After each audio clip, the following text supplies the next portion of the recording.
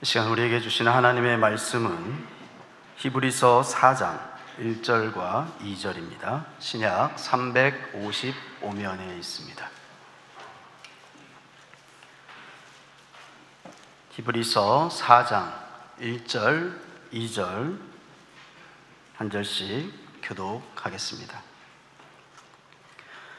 그러므로 우리는 두려워할지니 그의 안식에 들어갈 약속이 남아있을지라도 너희 중에는 혹 이르지 못할 자가 있을까 함이라.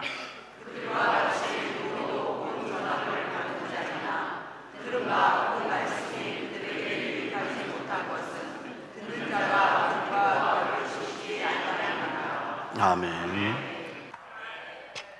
오늘 말씀의 제목은 잘 박힌 목과 같이. 이 표현은 원래 전도서에 나오는 구절입니다. 전도서 12장 11절. 지혜자들의 말씀은 찌르는 채찍들 같고 회중의 스승들의 말씀은 잘 박힌 못 같으니 다 한 목자가 주신 바이니라. 지혜의 말씀은 그냥 좋은 것이 아니라 때로는 입에 쓴 약과 같고 때로는 찌르는 채찍 같기도 하다. 역시 히브리서 4장 12절에 기록된 대로 하나님의 말씀은 살아있고 활력이 있어 좌우에 날선 어떤 검보다도 예리하여 혼과 영과 및 관절과 골수를 찔러 쪼개기까지 한다는 표현과 같은 내용입니다. 뿐만 아니라 진리의 말씀은 대충 듣고 흘려버려서는 아니 되고 잘 박힌 못과 같이 내 마음에 든든히 박혀 있어서 항상 내 안에 살아있는 말씀이 되어야 한다 하는 것입니다. 우리가 전전주일에는 예수 그리스도는 보이는 하나님, 들리는 하나님, 하나님의 말씀도 역시 들리는 하나님, 보이는 하나님. 그러므로 말씀을 통하여 하나님을 만나야 하고 말씀을 들음으로 하나님의 음성을 들어야 합니다. 그리고 전주일에는 누구의 입을 통해 전하든지 하나님의 말씀은 누구를 통해서 전하든지 하나님의 말씀입니다. 선지자의 입을 통해서 전하든지 사환의 입을 통해서 전하든지 어른을 통해서 전하든지 어린이를 통해서 전하든지. 그러므로 전달자 바라보지 말고 말씀에 집중하여 말씀을 말씀으로 믿어야 합니다. 이어서 오늘 말씀의 제목은 잘 박힌 목과 같이. 말씀을 읽고 들을 때에 믿음으로 받아서 내 것이 되어야 하고 그 말씀을 반복해서 읊조림으로 잘 박힌 목과 같이 되어야지 들을 때 대충 듣고 한 귀로 듣고 한 귀로 흘려버리면 아무리 귀하고 중한 말씀을 들었어도 나와는 관계없는 말씀이 되어버리는 겁니다. 본문 말씀, 그러므로 우리는 두려워할지니 하나님의 안식에 들어갈 약속이 남아 있을지라도 너희 중에는 혹 이르지 못할 자가 있을까 함이라. 하나님께서 구원받은 성도들에게 영원한 안식을 허락하셨는데 약속을 받았다고 해서 모든 사람에게 다 이루어지는 것이 아니라는 겁니다. 신앙생활 안 한 것이 아닙니다. 했습니다. 그런데 너희 중에는 혹 이르지 못할 자가 있을까 함이라. 그러면서 그 원인을 이렇게 말합니다. 그들이나 우리들이나 복음을 전달받은 것은 같은데 같은 말씀 받았는데 들은 바 그 말씀이 그들에게 유익하지 못한 것은 듣는 자가 믿음과 결부시키지 아니함이라. 말씀을 믿음으로 받지 아니하면 아무리 귀하고 중한 말씀이라도 그에게 아무런 도움이 되지 못한다. 그 언약까지도 무효가 되어 버린다. 실제로 성경에 보면 말씀을 들었다고 다 믿는 것이 아닙니다. 심지어 예수님의 육성 설교를 들은 사람도 마찬가지입니다. 예수님 공생의 3여 년, 결코 짧은 기간이 아닙니다. 그리고 예수님께서 말씀과 함께 여러 가지 이적 기사를 행하셔서 예수께서 가시는 곳마다 인산인해를 이루었습니다. 가령 오병이어 기적을 행하셨을 때 성인 남자만 5,000명이었다 하였으니 여자들과 어린이까지 합하면 1만 명이 넘는 많은 사람들입니다. 물론 당시에는 마이크가 없었으니까 모든 사람이 예수님의 말씀을 동시에 다 들은 것은 아니지만 당시 이스라엘 땅에 사는 사람들 가운데 예수님의 육성 설교를 들은 사람들이 얼마나 많았겠습니까? 또한 입에서 입으로 예수님의 말씀이 널리 전파가 되었을 겁니다. 그런데 놀랍게도 예수님의 육성 설교를 들은 그 많은 사람 가운데 예수를 믿은 사람은 소수에 불과하였다 하는 사실은 오늘 말씀의 주제대로 정말 말씀을 믿음으로 받는 것이 얼마나 중요한가. 심지어 예수님의 제자들까지도 부분적으로는 예수님의 말씀을 전혀 기억조차 못하는 것이 있었습니다. 대표적인 케이스가 예수 고난과 부활 예고입니다. 공생의 기간 예수께서 자신의 받을 고난과 제3일에 부활할 것을 3번이나 말씀하셨습니다. 가이사라 빌립보에서 베드로 신앙고백 직후 처음 말씀하셨고, 갈릴리에 계실 때에 2번째 말씀하셨고, 예루살렘에 올라가면서 도상에서 3번째 말씀하셨습니다. 3번째 말씀을 인용하면, 보라 우리가 예루살렘으로 올라가노니 인자가 대제사장들과 서기관들에게 넘겨지매 그들이 죽이기로 결의하고 이방인들에게 넘겨주어 그를 조롱하며 채찍질하며 십자가에 못 박게 할 것이나 제3일에 살아나리라. 이 중요한 말씀을 이렇게 구체적으로 3번 말씀하셨건만 놀랍게도 12명 제자들 가운데 이 말씀이 전혀 생각이 나지 않았다는 것입니다. 고난도 당하지만 부활하신다는 말씀을 하셨는데 이 말씀이 생각조차 나지 않으면 그들에게 부활이란 전혀 백지 상태인 겁니다. 못이 잘 박혀 있어야 옷도 걸고 물건도 걸 수 있습니다. 목조 건물에 못이 잘 박혀 있어야 건물이 든든히 설 수 있습니다. 그런데 흔들리는 못도 아닌 사라져버린 못이 되었으니 예수께서 부활하신다는 것은 상상조차 하지 못한 겁니다.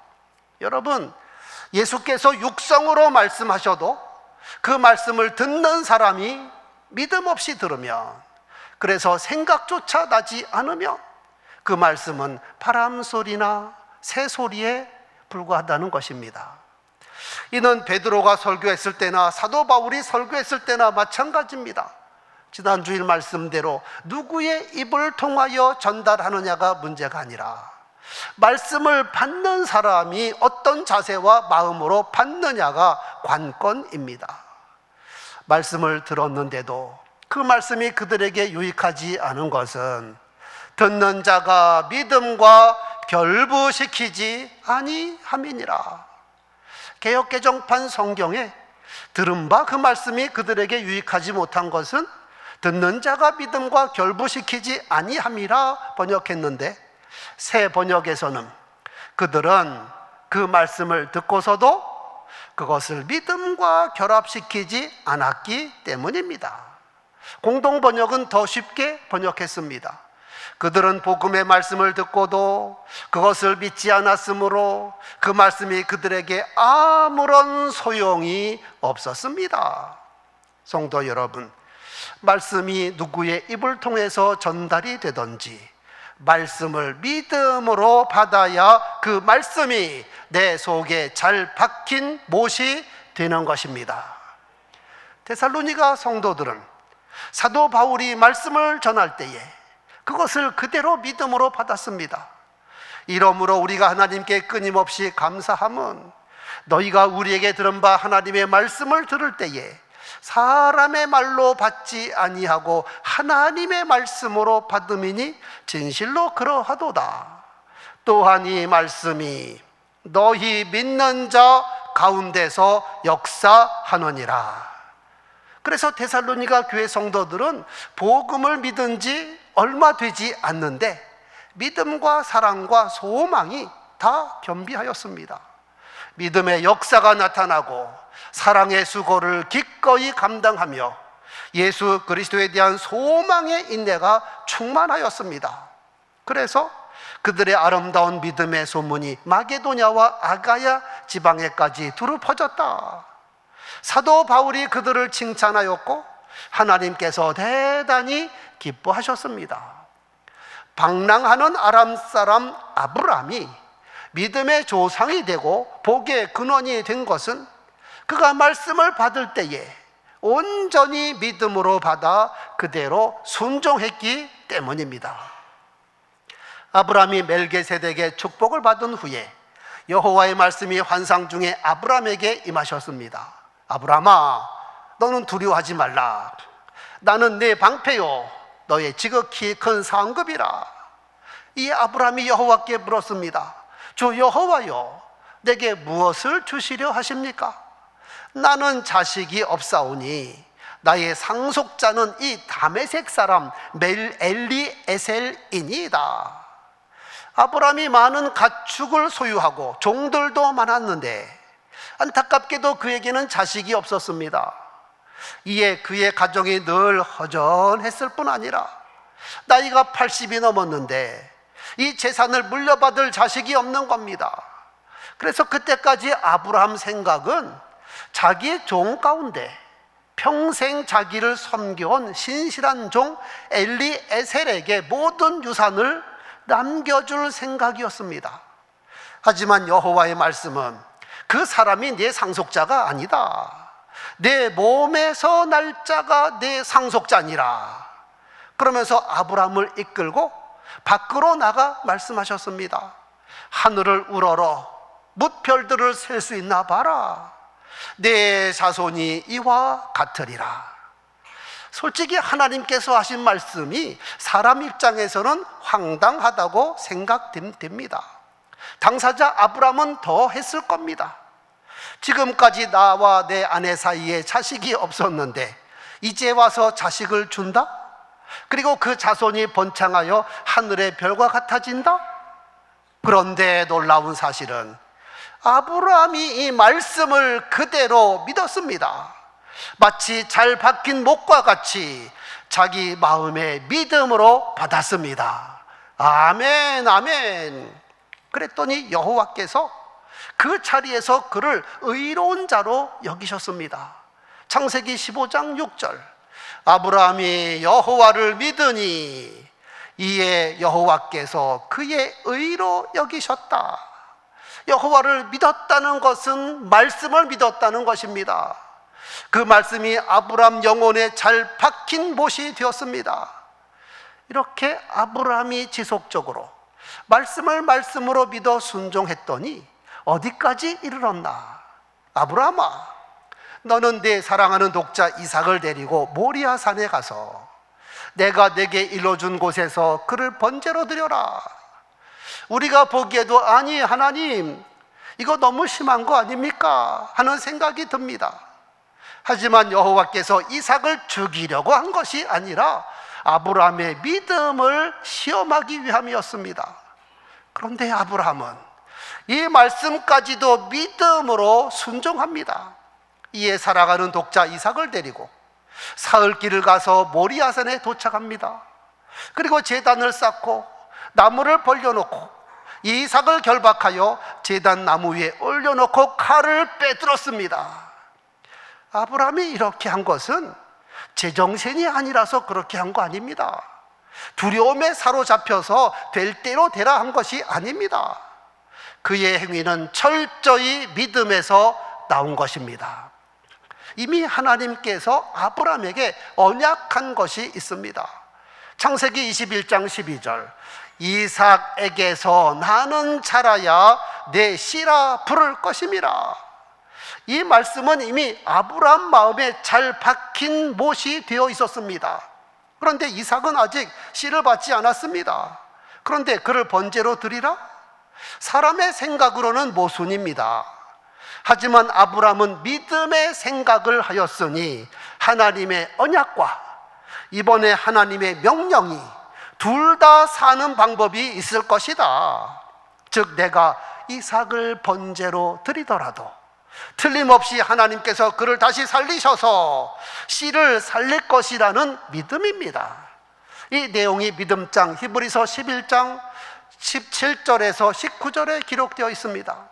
아브라함은 시험을 받을 때에 믿음으로 이삭을 드렸으니 그는 약속을 받은 자로 돼 그 외아들을 드렸느니라. 어떤 믿음입니까? 그에게 이미 말씀하시기를 내 자손이라 칭할 자는 이삭으로 말미암음이라 하셨으니 이는 그가 하나님이 이삭을 죽은 자 가운데서 다시 살리실 줄로 생각한지라. 바로 그때 아브라함아 아브라함아 그 아이에게 내 손을 대지 말라. 그에게 아무 일도 하지 말라. 내가 내 아들 내 독자까지도 내게 아끼지 아니하였으니 내가 이제야 내가 하나님 경외하는 줄 아노라. 이번에 사용하신 하나님의 방법은 이삭이 죽은 후에 다시 살리는 방법이 아니라 이삭 죽기 전에 아브라함의 믿음을 확인한 것으로 마쳤습니다. 그 다음에 일어난 일도 여러분 잘 아십니다. 여호와께서 예비하신 한 수량을 이삭 대신 잡아 번제로 드리고 그곳 이름을 여호와 이레라, 여호와께서 준비하셨다 불렀습니다. 그리고 이 사건을 계기로 아브라함은 믿음의 조상이 되고 메시아의 조상이 된다는 언약을 받습니다. 또한 복의 근원이 되었습니다. 내가 내 독자까지도 아끼지 아니하였은즉 내 씨가 크게 번성하여 하늘의 별과 같고 바다의 모래와 같게 하리니 내 씨가 그 대적의 성문을 차지하리라. 여러분, 말씀을 말씀으로 믿어 그대로 순종하면 상상할 수 없는 크고 놀라운 일이 일어난다는 것을 믿으시기 바랍니다. 이는 처녀 마리아가 성모 마리아가 된 근거이기도 합니다. 어느 날 갈릴리 나사렛이란 촌동네에 사는 마리아에게 천사가 나타났습니다. 이 마리아는 요셉이라는 청년과 약혼한 사이입니다. 그런데 천사가 하는 말이 황당하기 그지없습니다. 마리아여, 무서워하지 말라. 내가 하나님의 은혜를 입었느니라 하면서 보라, 내가 잉태하여 아들을 낳으리니 그 이름을 예수라 하라. 그가 큰 자가 되고 하나님의 아들이라 일컬어질 것이요 주 하나님께서 그 조상 다윗의 왕위를 그에게 주실 텐데 영원히 야곱의 집을 왕으로 다스릴 것이며 그 나라가 무궁하리라. 들어보니 하나님께서 언약하신 메시아를 보내주겠다는 말씀인데 바로 너를 통하여 아들을 낳고 싶다는 것입니다. 처녀 마리아에게. 마리아가 황당한 가운데 한 말이, 나는 남자를 알지 못하니 어찌 이런 일이 있겠습니까? 그러니까 천사가 하는 말이, 성령이 내게 임하시고 지극히 높으신 이의 능력이 너를 덮으실 텐데 이러므로 따실 바 거룩한 이는 하나님의 아들이라 일컬어지리라. 그러면서 친족 엘리사벳 이야기를 하면서 대저 하나님의 모든 말씀은 능치 못하심이 없느니라. 한마디로 요약하면 성령과 말씀의 능력으로 얼마든지 가능하다는 겁니다. 순간 마리아가 믿음으로 결단합니다. 주의 여종 이오니 말씀대로 내게 이루어지이다. 그래서 성령 잉태되었고 예수께서 탄생하셨고 구세주가 되셨습니다. 여러분, 역사는 인간의 힘과 능력이나 잔꾀로 이루어지는 것이 아니라 믿음의 결단으로 이루어지는 겁니다. 말씀을 말씀으로 믿어 순종할 때 믿음의 역사가 이루어지는 겁니다. 이런 굵직굵직한 사건 외에도 범사의 말씀이 말씀으로 믿어져야 합니다. 분열왕국 시대 북왕국 왕 아합은 지독한 우상 숭배자였습니다. 이에 여호와께서 3년 6개월 동안 하늘을 닫아 비를 멈추게 하셨습니다. 이때 활동하던 엘리야를 통하여 사르밧 과부에게 이런 은혜를 베푸셨습니다. 엘리야가 사르밧 성문에 이를 때에 한 과부가 나뭇가지를 줍고 있었습니다. 엘리야가 다가가 청하건대 그릇에 물을 조금 가져다가 내게 마시게 하라. 이런 가뭄 때에 물 한 그릇 요청하는 것도 무리한 일인데 엘리야가 이어서 말하기를 청하건대 내 손에 떡 한 조각을 내게 가져오라. 그러니까 그 과부가 대답하기를 당신의 하나님 여호와께서 살아계심을 두고 맹세하노니 나는 떡이 없고 다만 통에 한 웅큼의 가루와 병에 기름 조금밖에 없습니다. 내가 나뭇가지 둘을 주어다가 나와 내 아들을 위하여 음식을 만들어 먹고 그 후에 죽으려고 합니다. 이 과부와 그의 아들, 인생 마지막 음식을 남겨두고 있는 절박한 형편입니다. 그런데 엘리야가 그 과부에게 말하기를 두려워하지 말고 네 말대로 하거니와 먼저 그것으로 나를 위하여 작은 떡 한 개를 만들어 내게로 가져오고 그 후에 너와 내 아들을 위하여 만들라. 아니 한국 속담에 벼룩의 간을 빼먹지 란 말이 있는데 아무리 주의 종이지만 이런 불쌍한 과부의 마지막 음식을 빼앗아 먹어? 이런 생각이 듭니다. 그런데 엘리야가 이런 말 한 것은 하나님의 놀라운 은혜를 베풀고자 함입니다. 이어지는 엘리야의 말, 내가 이스라엘 하나님의 말씀을 전하노라. 나 여호와가 비를 지면에 내리는 때까지 그 통에 가루가 떨어지지 아니하고 그 병에 기름이 없어지지 아니하리라 말씀하셨느니라. 이 순간 이 과부는 인생 최후의 결단을 해야 하는 순간이 되었습니다. 이 말을 전하는 사람이 선지자 같기는 한데 과연 여호와께서 이 말씀을 하셨는지 또는 이 사람이 내 떡을 빼앗아 먹기 위하여 만들어낸 말인지, 만약 여러분이 이 과부였다면 어떤 결단을 하셨을까요? 그런데 이 과부는 엘리야가 한 말을 하나님의 말씀으로 믿고 결단합니다. 열왕기상 17장 15절 그 과부가 가서 엘리야의 말대로 하였더니 엘리야의 말을 하나님의 말씀으로 믿어 순종했더니 그 말씀을 자기 속에 잘 박힌 목과 같이 했더니 그 말씀대로 그 땅의 가뭄이 끝날 때까지 통에 가루가 떨어지지 아니하고 병에 기름이 없어지지 아니하니라. 여러분, 하나님의 말씀을 말씀으로 믿으면 절대로 손해보지 않습니다.